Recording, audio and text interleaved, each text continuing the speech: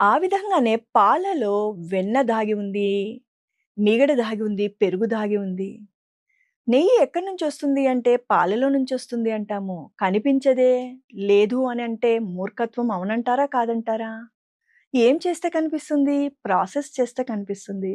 అలా నువ్వు ఆత్మని దర్శించాలి. నీ లోపలికి నువ్వు ప్రయాణం చేయాలి. అప్పుడు తెలుసుకుంటావు. నిజమే. ఏమని? మనం శరీరం కాదు, ఆత్మ అని. శరీరం కాదని నిర్ధారణ అయింది. మరి మనం ఆత్మ అని తెలుసుకోవాలంటే ప్రాసెస్ ఉంది.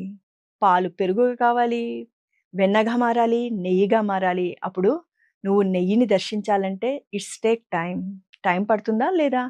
ఇలా చిటికెలో వచ్చేస్తుందా? పాలు చూపిస్తేనే ఇలా నెయ్యి ఇలా తీసేసుకోగలుగుతామా? లేదు కదా!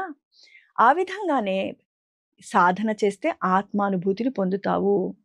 ఆత్మానుభూతిని పొందుతావు. ఆత్మను చర్మచక్షులతో ధరించేది కాదు. దర్శించలేం ఈ 2 చక్షులతో. అనుభూతిని పొందుతావు అని గురువులు, గ్రంథాలు, శ్రీకృష్ణ భగవానుడు మనకు చెప్తూ ఉన్నారు.